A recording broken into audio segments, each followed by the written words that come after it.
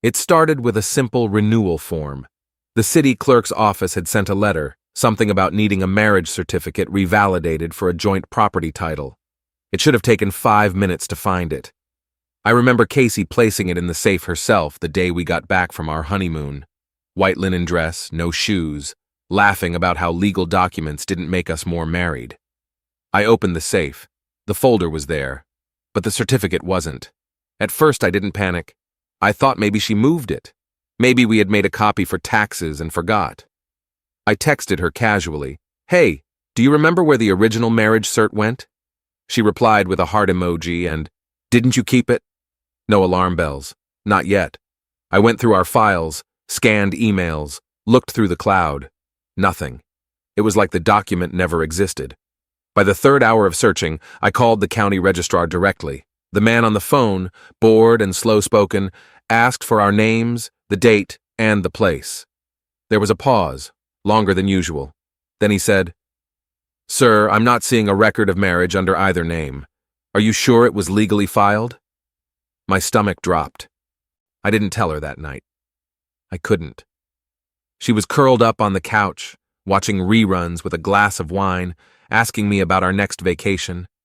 I nodded along like I wasn't questioning the foundation of everything we built. That weekend, I drove down to the registrar's office, in person, with ID, with the receipt I had found from the venue, the catering invoice, even the officiant's name, Pastor Milton. The woman behind the desk took her time typing, then shook her head. "No legal filing, nothing under your names." "Could it have been under a different jurisdiction?" "Not unless you applied for a marriage license elsewhere. This state shows nothing." When I called Pastor Milton's number, it was disconnected. No church website, no trace. That night, I sat at the dinner table and watched Casey laugh at something on her phone. I stared at the gold band on her finger. My hand felt cold, as if the ring on mine weighed more than metal. Was it a mistake? A fluke in the system? Or did she never file the license on purpose? She noticed my stare. "Why are you looking at me like that?" "No reason." She smiled slowly. "You're acting strange lately." "Just tired," I said. But inside, my thoughts screamed. That night, I slept beside a woman I wasn't legally married to, and I had no idea if that was by accident or design. The next morning, I sat on the edge of the bed for a long time, just staring at the hardwood floor. Casey was still asleep, tangled in white sheets, her breathing slow and even. She looked peaceful, honest. And yet, so did a cobra before it struck. I dressed quietly and left before she woke. The air outside felt colder than usual, or maybe it was just the weight in my chest. At the cafe near my office, I ordered black coffee and opened my laptop. I wasn't sure what I was looking for yet. Just anything. Anything at all. I started with her maiden name, Casey Whitlow. There wasn't much online, a few photos from college, a Facebook profile she hadn't used in years, and some modeling shots tagged by others. But something caught my eye, a post from over 5 years ago. "Congrats, Casey and Matt." It was from someone named Lillian, an old friend of hers, apparently. The photo was blurry, but it looked like a wedding. A different wedding. I clicked through Lillian's page. She'd posted a few more photos from that event. Casey was wearing a different dress, smiling next to a man I'd never seen. Not just a guest, a groom. I leaned back, heart thudding. Was this before me? I opened a private search tool and dug deeper. That man's name was Matt Rowley, a software engineer from Denver. I found a record. He'd died in a boating accident 2.5 years ago. Drowned. No foul play suspected. No sign that Casey ever publicly claimed to be married to him. No legal record of that marriage either. 2 weddings, 2 missing certificates. That afternoon, I returned home early. Casey was in the kitchen, humming softly while stirring pasta. She turned when I walked in. "You're home early," she said with a soft smile. "Slow day. You okay? You look tired." "Just thinking." She tilted her head. "About?" I walked over and kissed her cheek. "Life." She smiled, but her eyes flickered for half a second, as if she'd expected a different answer. That night, while she showered, I went through her drawers. I knew it was wrong. I hated how my hands shook, but I couldn't stop now. Inside one drawer, beneath a pile of scarves, I found a sealed envelope. Inside, old photographs. Her with Matt, laughing on a beach, holding champagne glasses. Her wearing a gold band on her ring finger, the same one she claimed she'd never worn before me. I stuffed the photos back and closed the drawer just as the water stopped running. Casey walked into the bedroom, hair wrapped in a towel. "Can you get me a glass of water?" "Yeah, sure." In the kitchen, I took a long breath and gripped the counter until my knuckles went white. She was hiding something. That much was clear now, and I had a sickening feeling it went deeper than I was ready to face. The next day, I booked a meeting with a private investigator. His name was Cole Turner, ex-police. No nonsense. "You think your wife's lying about her past?" he asked bluntly. "I think I don't know who I married," I said. "And you want dirt?" "I want the truth." He nodded. "Give me everything you know. Names, cities, photos, anything you got." I handed him a flash drive. He glanced at the screen, then looked back at me. "You might not like what I find. I already don't like what I know." I left the office feeling like I had just pulled the first block out of a very unstable tower. That night, Casey asked me to take her to dinner, her favorite place downtown. I agreed, pretending nothing was wrong. She wore a black dress I hadn't seen before, looked at me like she still adored me. And I sat across the table wondering if that same smile had fooled someone else once, right before he drowned. 3 days after I handed Cole the flash drive, he called, "We need to talk, in person." That was all he said. We met at a coffee shop far from downtown, one of those places where the walls were peeling and no one asked questions. He slid into the booth across from me, wearing a leather jacket and that same dead-eyed stare cops develop after seeing too much. He didn't waste time. Matt Rowley didn't drown by accident. I froze. "Go on." "There was an investigation, brief. A friend claimed Matt had been drinking and fell off the boat alone. No foul play suspected, but his body wasn't found for over a week. Autopsy was inconclusive due to decomposition. The case closed, fast." I leaned forward. "And Casey?" "She wasn't listed as his wife, no next of kin claim, but she was there that day." My stomach twisted. Cole continued, tapping the table. "Here's the kicker. Matt had just changed his life insurance policy 3 weeks before, listed a beneficiary named Whitlow Holdings LLC. I blinked. "That's not a person." "Exactly. It's a shell company, registered in Nevada. And guess who owns it?" I didn't answer. I already knew.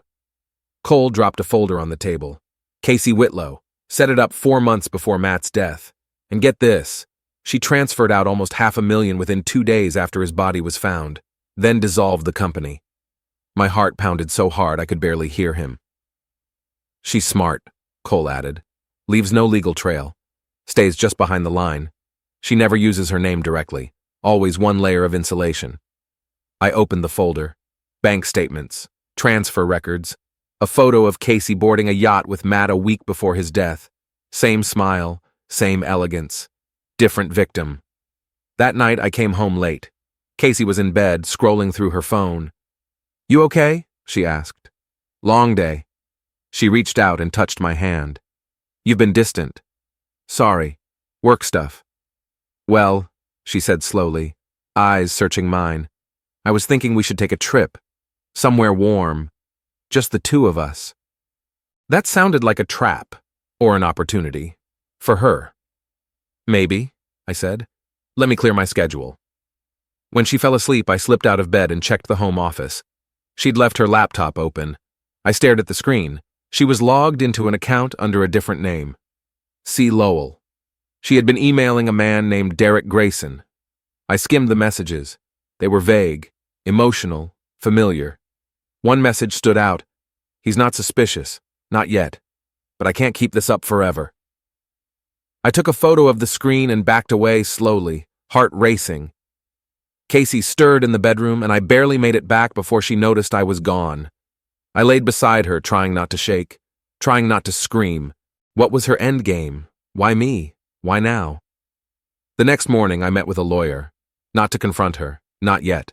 but to make copies of all my assets, change passwords, secure access, just in case. By the end of the day, I knew one thing with certainty. I wasn't her husband. I was her next Matt Rowley. I thought I had more time. 2 days after I found the email, Casey set the trap. It was Sunday morning. She made pancakes the way I liked them, burnt at the edges, too much syrup, strawberries on the side. She wore that soft blue sweater I used to love. It should have been a normal morning, but I couldn't shake the feeling she was about to make a move. "Let's talk," she said gently, sitting across from me. I nodded, pretending to sip coffee I hadn't touched. "Sure." Her eyes were glassy, like she'd rehearsed tears.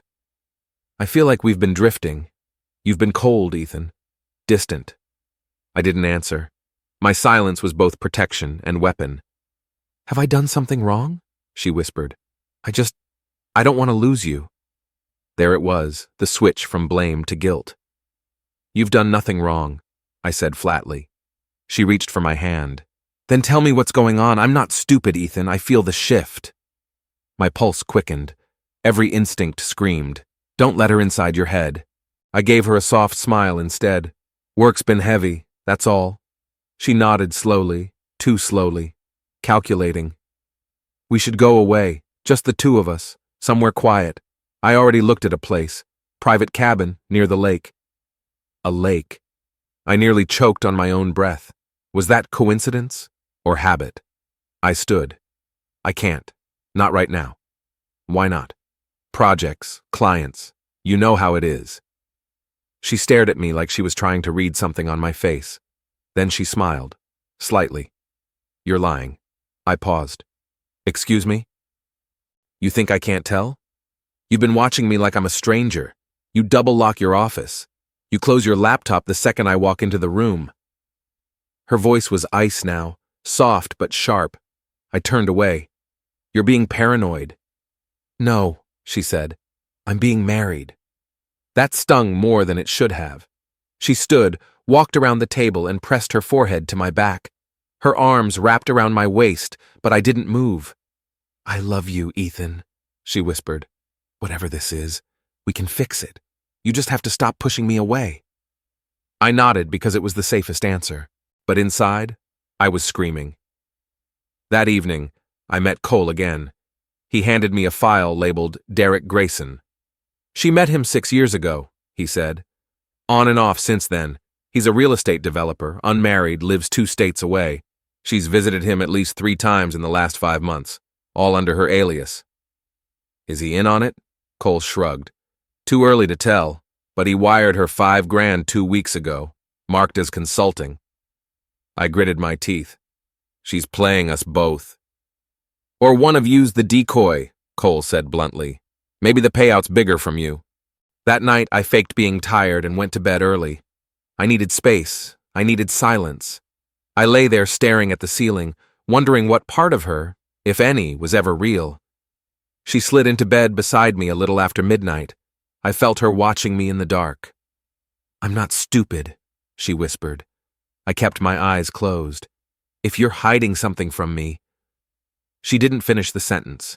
Instead, she reached over and traced her fingers down my chest. "We could be happy again, Ethan. You just have to let me in." The implication was clear. Let me in, or I'll find my way. The next morning, she was all sunshine and sweetness again, toast and juice, a soft kiss before I left.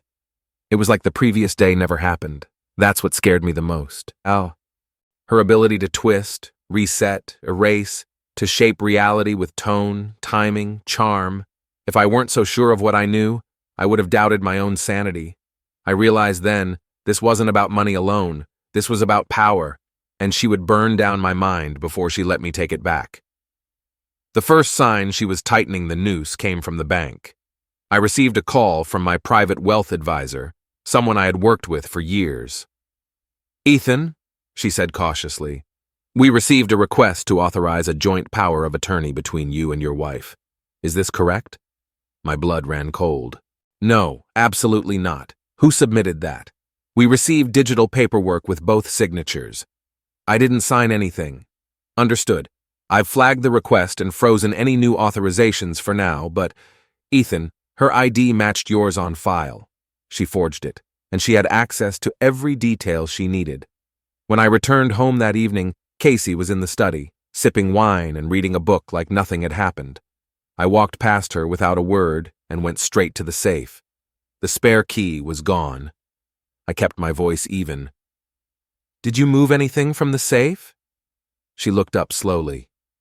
"Why would I?" "Just asking." She smiled, but it was the kind that doesn't reach the eyes. "You're becoming very suspicious lately," she said, "and you're becoming very controlling. Is it controlling to ask where our legal documents are? When you do it like you're preparing to run, yeah." There it was again, her ability to flip the lens, make me look like the villain, and I realized in that moment, she wasn't just manipulating the story, she was rewriting it. I waited until she fell asleep that night and then quietly went through the home office. Her folders were clean, too clean. Most files were digitized now anyway, and password protected under aliases I couldn't crack. The only thing I found was a recent legal pad with scribbled names and amounts. Ethan Life, $1.2 million private fund transfer, pending. It felt like being hit in the chest. She had run the numbers on me, literally. I reached out to Cole again. "She's starting the financial process. She tried to give herself power of attorney." He grunted. "That's fast." "Yeah, she's accelerating. Means she feels the pressure. You're not playing along anymore. Can you check if she's moved anything offshore?" "Already on it. Also, that guy Derek? We pulled up traffic records. He was in town 3 weeks ago, for 2 days. Did she meet him?" "No direct proof, but her phone pinged the same location for 5 hours." I hung up and drove to the office with one goal: print and secure every document I had. Evidence, photos, bank statements, emails. I put it all on a separate drive and stored it in a locker I rented under a friend's name. By the next day, I had 2 burner phones and started keeping one in my car, just in case I needed to vanish. But I didn't vanish fast enough. That Thursday, I walked into my company and found the head of compliance waiting. "Ethan, we need to talk, privately." He slid a folder across the table. "We received an anonymous tip that you've been moving funds from client accounts into personal holdings." "That's a lie." "We know. The records are fake. But the detail in the accusation? Too precise. It was someone who knew how to hurt you. Casey. She was trying to discredit me, strip me of trust, create legal friction, so even if I left her, I'd be too broken to fight." I stood in my office that evening and watched the city lights flicker against the windows.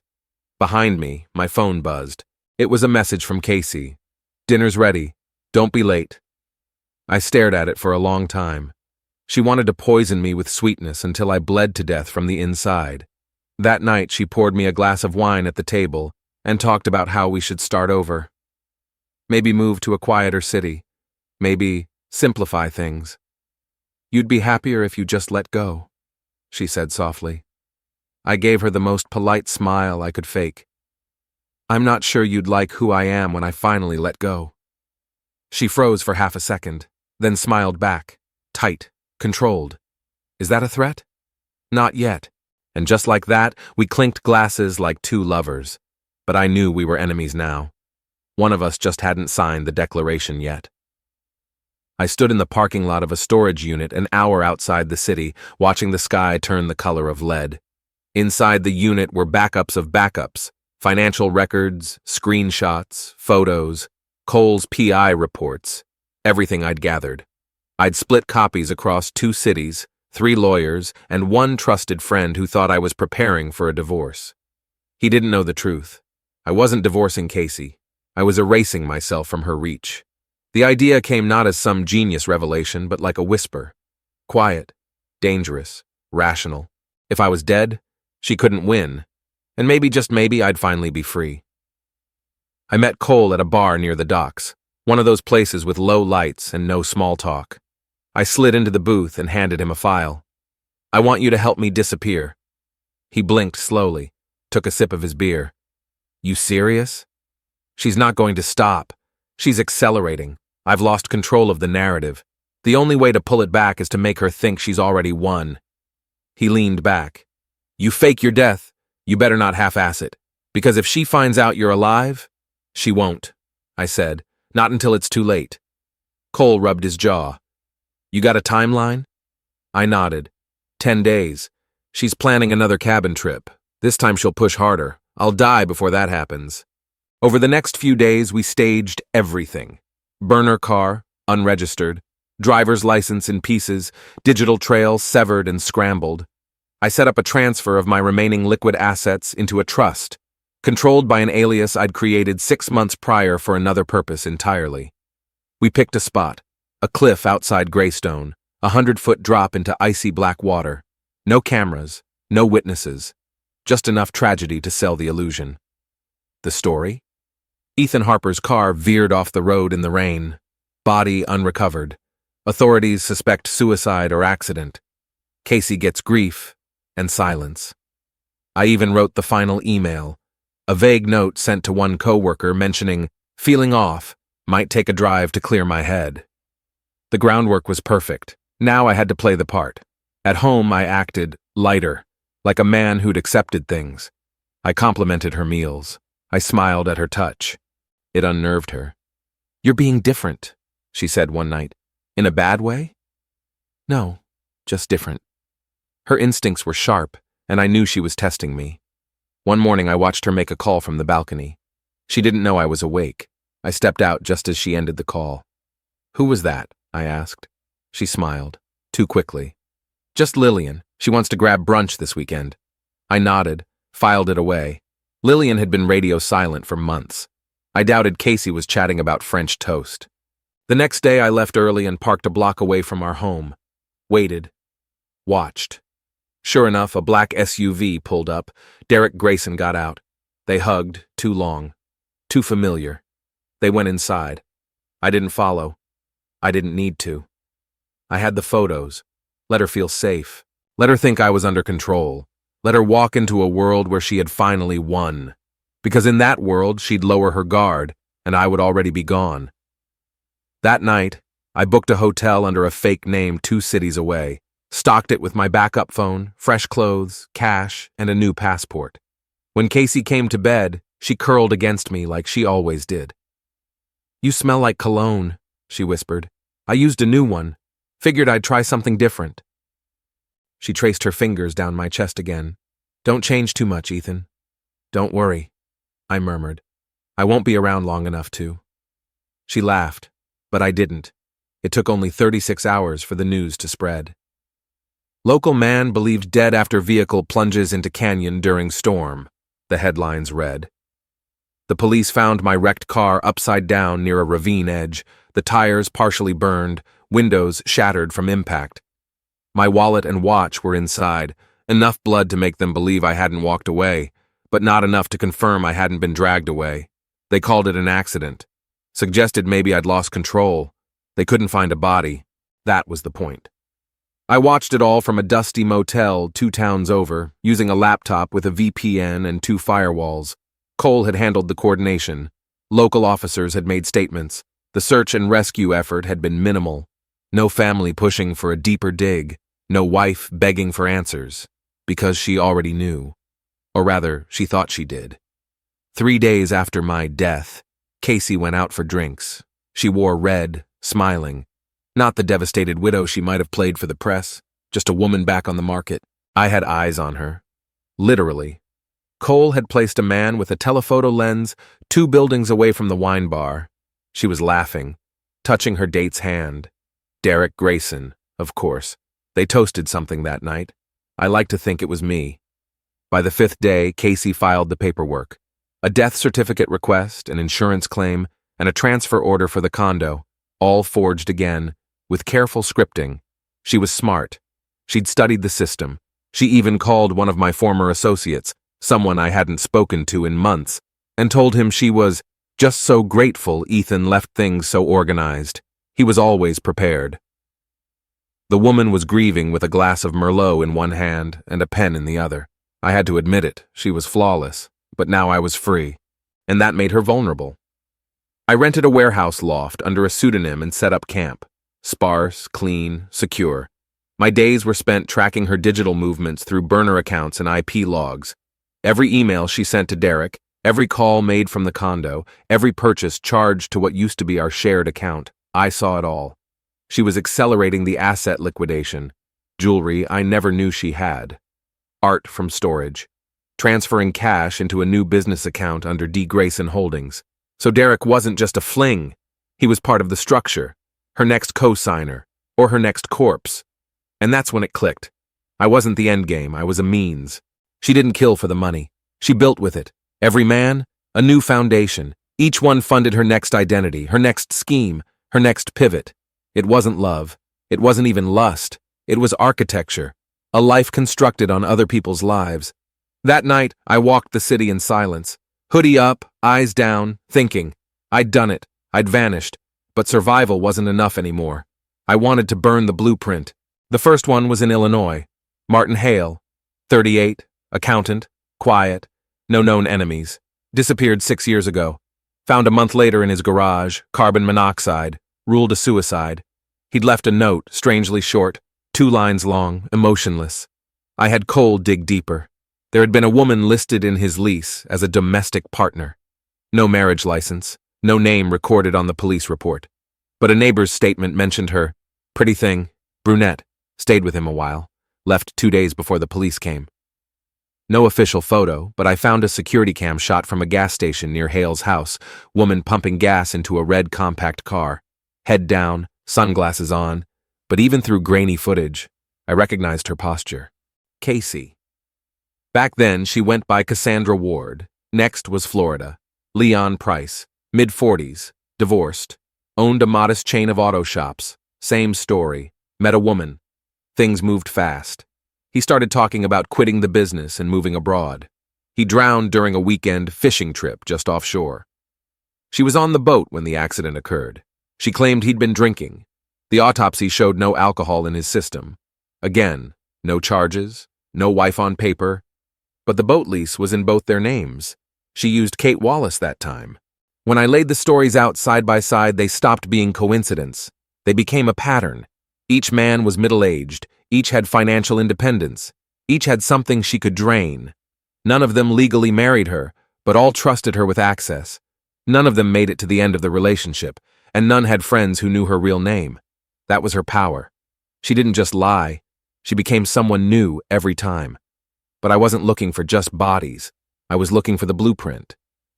And I found it buried deep in an old server that Cole pulled from a real estate office in Nevada. The email ID tied to a corporate registration for Whitlow Holdings had accessed documents connected to 5 separate business entities, some opened, some closed. Each had an address linked to a different alias, and each had one silent investor, a trust under the name Camden Lyons. My alias, the one I'd set up and never used, until I looked again. It wasn't mine. Casey had duplicated it, set it up before I ever had the idea. She'd built her latest identity in parallel to mine, waiting for me to disappear, and then planned to absorb my assets into her pre-existing shadow. She wasn't improvising. She was ahead of me. I sat for hours staring at that discovery. Somewhere along the line, while I thought I was outsmarting her, she had already begun to inherit me, like she always did. From Hale, from Price, from Matt Rowley. I wasn't the first Ethan. And if Derek didn't wake up, he wouldn't be the last. That night I reached out to Cole. We need to talk to Grayson. Quietly. You want to spook him? I want to see what he knows, and what he doesn't. Because if he's innocent, he's her next body bag. If he's in on it, he's next either way. Cole grunted. You got a plan? Yeah. I'm going to walk right up to him. You're supposed to be dead. Then I'll make him think he's seeing a ghost. The next morning I followed Derek from his condo. He didn't know I existed anymore. He looked relaxed, like a man just weeks away from inheriting someone else's life. I waited until he stepped into a parking garage, alone. I walked up, face shadowed under a baseball cap. He turned and stopped cold. Can I help you? He asked. I pulled the cap back just enough. His face went pale. You... Shh, I said. Keep walking. I'm not here to kill you. He swallowed hard. You're supposed to be... dead? Yeah, that's the part I played.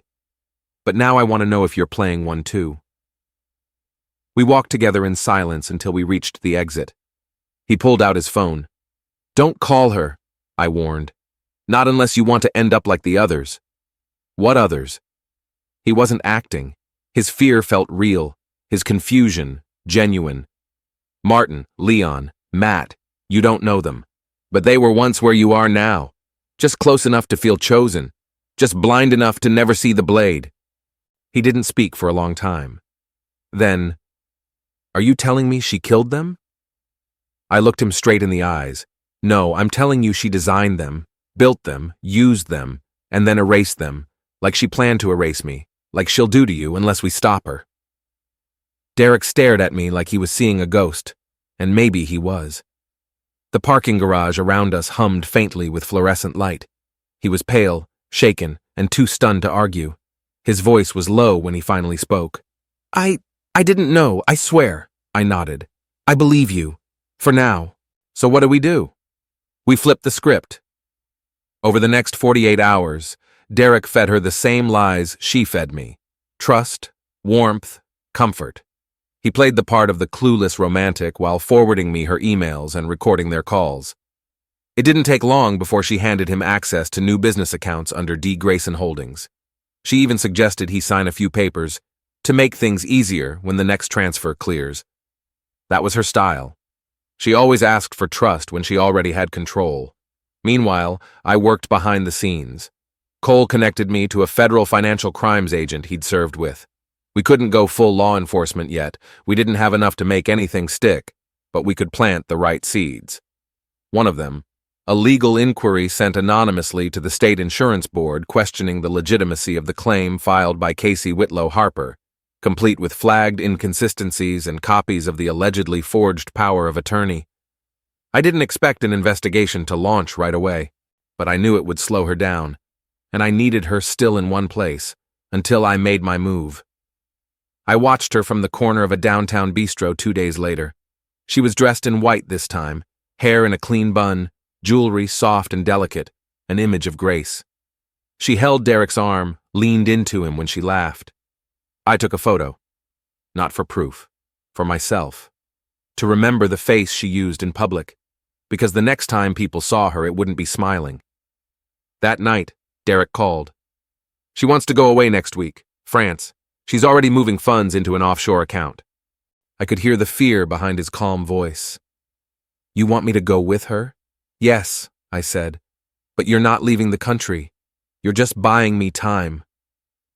3 days later, she showed up at the office of one of my former attorneys, pretending to be the grieving widow seeking help, finalizing the estate of her late husband. She asked for access to a trust fund I had locked, under the alias Camden Lyons. She thought I'd be one step behind. She had no idea that name belonged to me. Not the version she created. I was already waiting when she arrived the next day to sign a fraudulent authorization for access. The office was quiet, glass walls reflecting afternoon sun. She sat in the conference room, signing page after page. Derek sat across from her, pretending to scan a document. Then the door opened behind her. She didn't look up. Until I spoke. "Miss me?" She froze. Then slowly turned. Her eyes didn't widen. Her mouth didn't open. She just stared, like a mirror cracked down the middle. "You're dead." "Not yet," I said, "but you might want to start practicing your story for when you are." Silence. Dead silence. Then she stood. "This is insane. You faked your death? For what? Revenge?" "No," I said. "I faked my death to survive. The revenge is just a bonus." She turned to Derek. "You were in on this?" He didn't answer. Her voice sharpened. "You think this proves anything? You think I can't explain all of this? They'll never believe a man who ran from his own life." "Maybe," I said, "but they'll believe your voice. The one you used in every call, every lie, every email. We've been collecting them. You'll have to lie better than you ever have, Casey." She moved toward the door. 2 federal agents were waiting in the hallway. She stopped short, her shoulders tensed, but even then she didn't lose control. She turned back toward me with that perfect, cold smile. "You always underestimated me." I nodded. Never again. They escorted her out quietly. No handcuffs yet, but the walls were closing in. And for once, she couldn't charm her way out. The news broke within 24 hours. Husband declared dead, returns to accuse wife of fraud.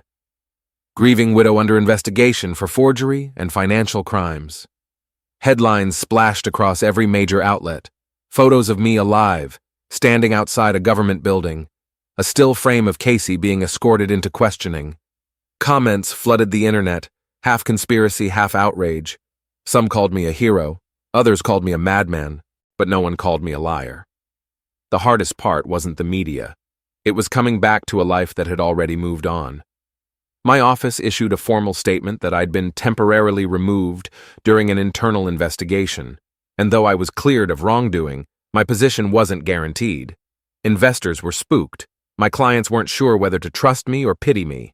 One of them asked me plainly on a call, "Why didn't you just divorce her?" I didn't have a simple answer. Because sometimes predators don't give you exits. They only give you countdowns. Cole kept me updated daily. The agents were slow, methodical, working their way through Casey's many layers. They had enough now to freeze her financial assets, but not yet enough to arrest her. She was out on the street, not in handcuffs, not shamed, and that drove me mad. Derek was placed under observation as a witness. The feds believed his involvement was passive, maybe negligent, but not criminal. Still, I told him to stay alert. She doesn't need freedom to be dangerous, I warned him. She just needs time. On the third day, I got a call from a number I didn't recognize. I almost didn't answer, but I did. Her voice was calm. "So this is who you really are?" I said nothing. "All that performance, all that drama. You never loved me, Ethan. You just wanted to control me. You never gave me the chance to love you," I replied. "You lied the second we met. You were boring." Her voice was flat. "Predictable, safe. I thought I could live with that. I thought maybe I could fake it long enough to matter." There was a pause. I could hear traffic in the background. "You're not going to win," she said. "Men like you think you're stronger than women like me. You're not. You just play dirtier." I clenched the phone tighter. "No," I said. "I just finally stopped playing fair." She hung up. No threats, no tears, just a final cut. That evening I stood outside my old condo. The lights were still off. The locks had been changed. A for sale sign had been quietly posted. A life I had built, now sealed behind glass. But something else caught my attention. A man across the street, watching, not moving. I approached slowly. He turned and walked away. Fast. I followed. He disappeared into an alley, and then I found it. A burner phone, left behind on top of a trash bin. I turned it on. There was one open text. "I told you he wasn't dead." That was the moment I knew. Casey had backup. Maybe not legal, maybe not powerful, but someone was still running messages for her, watching me, keeping her updated. It wasn't over. Not yet. The man who left the burner phone never came back, but his message, "I told you he wasn't dead," rattled something loose. She knew I was still alive before I stepped out of the shadows. That meant she had someone inside, maybe more than one. I forwarded the phone's contents to Cole. He traced the SIM to a prepaid account purchased 2 months ago near the Nevada border. A dead trail, no ID, no cameras. But it told us one thing clearly. Casey had prepared for this. She never truly believed I was gone, and that made her more dangerous than ever. Meanwhile, the walls around her life were cracking, slowly, precisely. The insurance company officially paused her claim. Investigators reopened the financial accounts tied to D. Grayson Holdings, and a court order had frozen her personal and business assets across 3 states. She had no money, no mobility, no more secrets, except one. Lillian. The name came up again in Derek's emails. Casey had once referred to her as an old friend, but I knew that name from months ago. The woman who had posted the wedding photo of Casey and Matt Rowley. Cole dug deeper. Lillian Sutter. No fixed address. Former paralegal. Vanished from public record 5 years ago. Until last week, when she used a fake name to rent a car in San Diego. That same vehicle had just crossed into Arizona. Our theory? Lillian was the fixer. The one who helped Casey vanish identities, reroute money, scrub history. She wasn't just a friend, she was the engine behind Casey's survival. And now she was moving again, maybe to help Casey escape, or to erase whatever was left behind. We needed leverage, something solid. And Cole found it. A sealed police report from 8 years ago. Nevada, domestic disturbance. A man named Owen Keller had filed a complaint against his girlfriend, Cassandra Ward, for financial abuse and identity fraud. Sound familiar? The case was dropped. Owen died in a fire 6 months later. Casey's name never appeared, but the signature on the apartment lease was identical to hers from my marriage license. Same curl at the bottom of the W, same ink. We obtained a copy and handed it to the feds. That changed everything. The agents moved quickly, interviewing old neighbors, pulling Casey's DMV photos under aliases, and reassembling the timeline. They called me in to review part of it. What I saw sickened me. Photos, letters, medical records, men from 5 states, all gone, all marked by the same woman wearing different faces. Casey wasn't just a con artist. She was a collector of lives, a predator with a smile. The next day, the news caught up. Multiple state fraud network uncovered woman linked to deaths and identity crimes. Grieving widow now prime suspect in multi-year financial scheme. They didn't name her yet, but people started putting the pieces together. I got emails from strangers. One from the sister of Matt Rowley, another from the daughter of Leon Price. I always thought something wasn't right. She disappeared right after Dad died. One message hit me harder than the rest. It was from a woman in Michigan. I was almost her. She dated my brother. He died in a boating accident, too. The pattern was undeniable now. She had left a trail of broken lives, most never connected, most too confused or too embarrassed to fight back. But now, her victims had a voice. Mine. And I wasn't letting her silence me again. They set the meeting in a federal interview room. Not a courtroom, not a cell, just 4 walls, no windows, 1 table, 2 chairs. It wasn't a legal requirement, it was something else. Closure. Casey had requested to speak with me directly. Her attorney warned it wasn't advised. The agent said I didn't have to go. But I said yes. Not to satisfy her, to remind myself that she was real, that the monster wasn't some phantom, that she looked like this. When I walked in, she was already seated, wrists resting neatly on the table. No cuffs. She looked composed, hair pulled back, no makeup. Gray blazer over a white blouse like this was some business negotiation. Her eyes locked on mine instantly, and she smiled. Still alive, she murmured. I sat down, not speaking. The silence lasted nearly a minute before she broke it. How long did you know? Long enough. She nodded as if pleased. You've done well. Most men don't make it this far. I stared at her. Is that how you measure us? In distance? How far we can crawl before we stop breathing? She tilted her head. You were never meant to die, Ethan. You were meant to surrender. My voice was calm. Like Matt Rowley, like Martin Hale, like Leon Price, how many were meant to just fold? They were weak, she said with no emotion. They gave up, she leaned forward slightly. You were different. And that bothered you. She blinked. No, that excited me. The air in the room felt thin. I watched her closely, every blink, every pause between words. No remorse. Just calculation.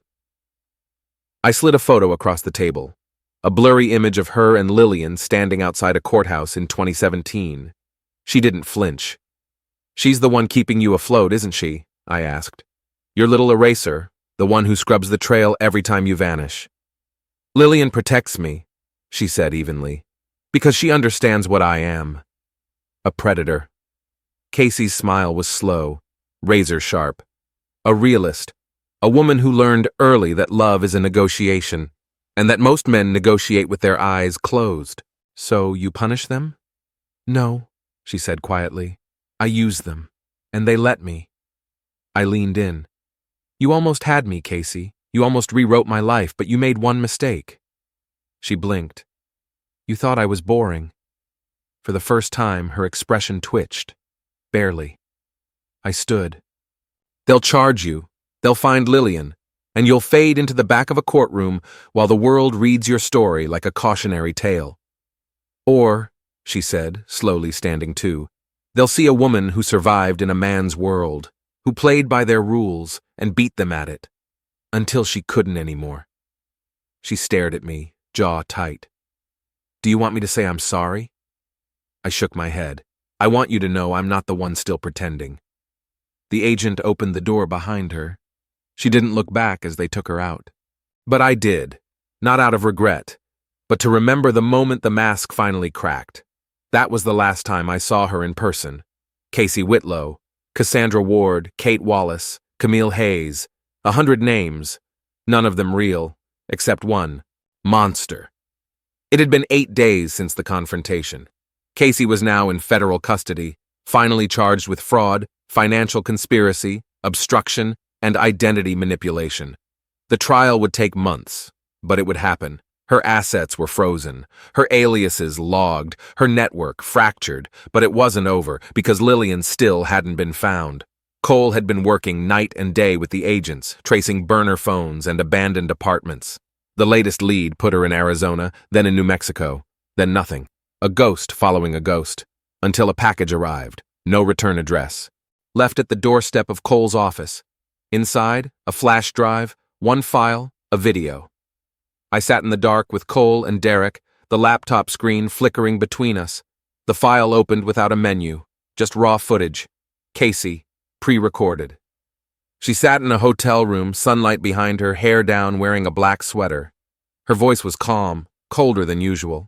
If you're watching this, then I'm either in custody or dead. I leaned forward. You always liked thinking you were clever, Ethan. Smarter than the average man. Strategic. Rational. But what you failed to grasp is that I don't play the game to win. I play it to change the board. She smiled faintly, but her eyes never warmed. While you've been chasing me, studying me, painting me into this neat little monster box, I've been preparing something else. You think this is all about you. It's not. She leaned back slightly. Do you remember Jenna? I froze. The name hit harder than I expected. Jenna. We had only dated briefly, before Casey. She was bright, ambitious, and deeply private. Things ended peacefully, but she had vanished from my life as quickly as she'd entered. And now I realized why. You introduced me to her, Casey said softly. You even asked me if she seemed like a good fit, and I told you she wasn't. I stared at the screen. My heart started racing. I met Jenna 2 weeks before you did. She was useful. I needed someone who could anchor a contingency account, someone clean, someone you'd trust. You never asked why she disappeared, did you? The screen flickered. Then cut to a photo. Jenna, in a lab coat, standing beside a building in San Diego. She was under my thumb the entire time. The bank account she opened in your name? The one you never noticed? It's been active for 3 years, used only once, but the moment you declared yourself alive, it pinged. Cole swore under his breath. Derek looked shaken. Casey's face returned. You thought faking your death was your escape, but it wasn't a plan I hadn't considered. You followed a path I left open for you. You walked right into it. And now, when this video reaches you, the final play will already be in motion. You see, Ethan, she said, leaning in toward the camera, her voice almost gentle now. You didn't fake your death. I did. The video ended. Silence. We sat frozen for a full minute before Cole jumped up and grabbed his phone. We need to lock down every account tied to Ethan's name. Check for anything tied to Jenna. Anything buried 3 years back. Derek turned to me. You think she's bluffing? I shook my head. No, I think I underestimated her. Again. And then Cole's phone rang. He answered. His face fell. A transfer just hit. $250,000. From an account tied to Camden Lions. It originated from a lab-run grant foundation registered under Jenna's name. She wasn't bluffing. She had moved the money while in custody. Because this was never about where she was. It was about where we weren't looking. The board hadn't changed. The Queen just moved in silence. The morning after the video, I couldn't sit still. Cole, Derek, and I were working out of a borrowed back office in a law firm Cole trusted. Every call was logged, every email encrypted. Still, it felt like the walls were glass. She planned this before I even caught on, I said, pacing. Before Matt Rowley, maybe even before me. Cole was running searches on Jenna's name through multiple databases. She's wiped clean. No apartment lease, no credit card. She hasn't posted online in over a year. She's either hiding, Derek added, or already gone. I looked at the security still of Jenna in a lab coat, sent from Cole's contact in San Diego. The building behind her was registered to a non-profit biotechnology firm, one that had recently received a major donation from the exact same foundation Casey had quietly seeded with stolen funds. It wasn't just a coincidence, it was a front. We drove down the coast that night, unannounced, while Cole fed updates to the feds. We weren't waiting on bureaucracy anymore. Too much was slipping between cracks. By dawn, we were sitting outside the research facility. Cole made the call. Private security, badge access. We'll need a bluff. Derek opened the glove box. Inside, he pulled out an old ID card, one of his previous contracts as a systems consultant. It wouldn't hold under real scrutiny, but it could buy us a window. He went in alone. Cole and I waited in the car, the silence between us like stone. 5 minutes later, Derek called. She's here. I got out of the car without waiting. The receptionist barely looked up before I walked past her and into the corridor. Derek met me halfway and nodded toward the stairwell. 3rd floor, lab wing, room 318. I didn't knock. I pushed the door open and stepped into the sterile light of a white-walled lab. Jenna turned slowly. For a moment, she didn't speak, just stared at me like she'd seen something that couldn't exist anymore. Ethan, she whispered, you remember me? She nodded. Her face was paler, older, not physically, but spiritually. A woman carrying too much she hadn't confessed. How long has she had you? I asked. She sat on a rolling stool near a centrifuge. I didn't know what she was until it was too late. I stepped closer. Then why stay silent? Because I was scared. Her voice cracked. She said if I ever talked, I'd end up like the others. She said you were already dead. She lied to all of us, Jenna.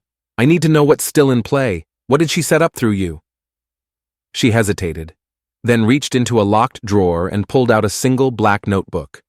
Inside, names, dates, account codes, shell accounts I never knew existed, payout instructions, backup identities, and one final line written in red.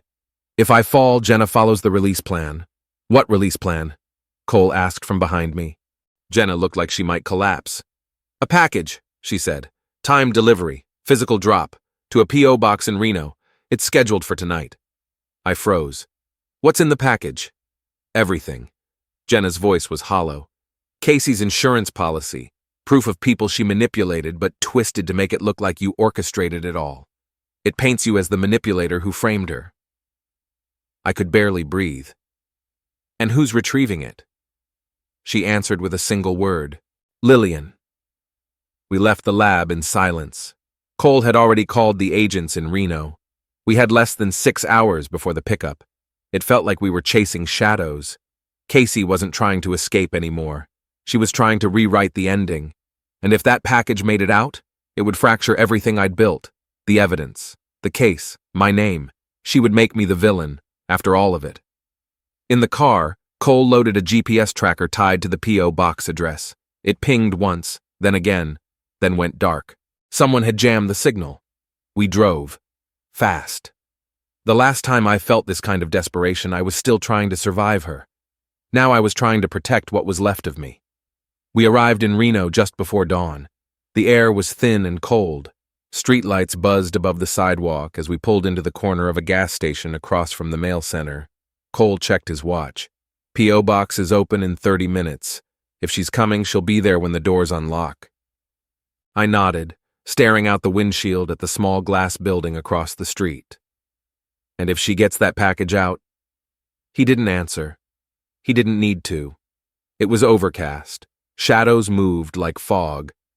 I scanned every person passing the front window, coffee in hand, hood up, cell phone in their palm.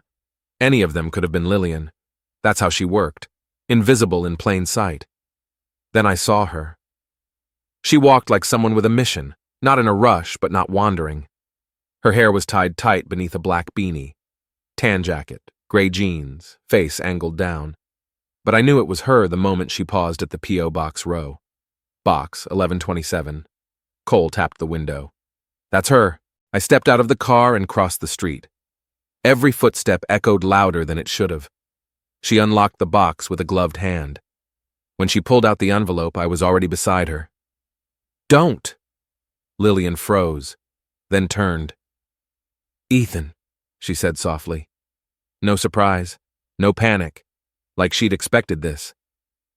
I don't care what Casey promised you. If you mail that package, it ends badly for both of us. She tilted her head. You really think this is about a promise? Then what is it about? She's the only one who ever made me matter, Lillian whispered. The rest of you? You treat us like functions, names, assistants. She saw me. No, I said. She used you. And now you're one more pawn she'd leave behind if this failed. She looked at the envelope in her hand, then at me.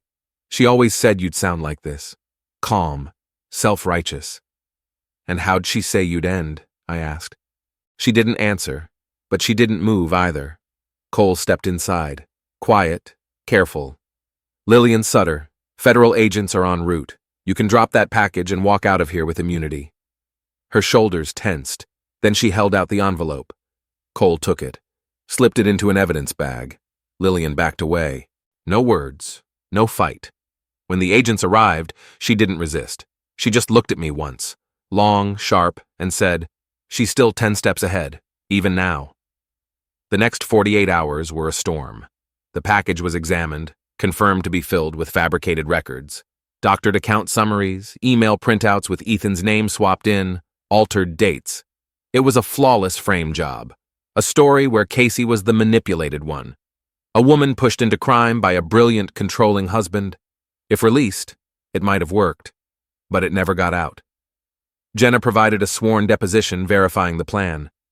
She handed over the second notebook, filled with instructions Casey had written over 3 years, outlining various narrative pivots in case she was caught. The court system shifted, slowly, reluctantly. But the tide had turned. 6 months later, I sat outside the courthouse.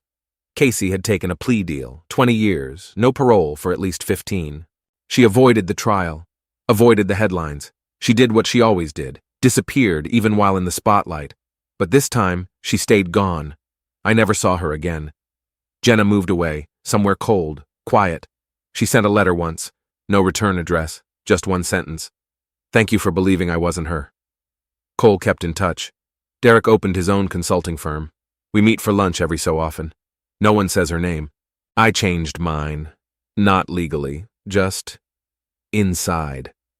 Because I wasn't the man I was 3 years ago, not the one who believed marriage was truth, that love couldn't be manufactured, that predators only wore blood. Sometimes they wear perfume. Sometimes they kiss your forehead and say, "You're lucky to have me." Sometimes they're so good at pretending to be the victim that you forget you're bleeding. But not anymore. Not me. The story ends here. Not because justice was perfect, not because healing was clean, but because I finally stopped playing her game and chose to live in mine.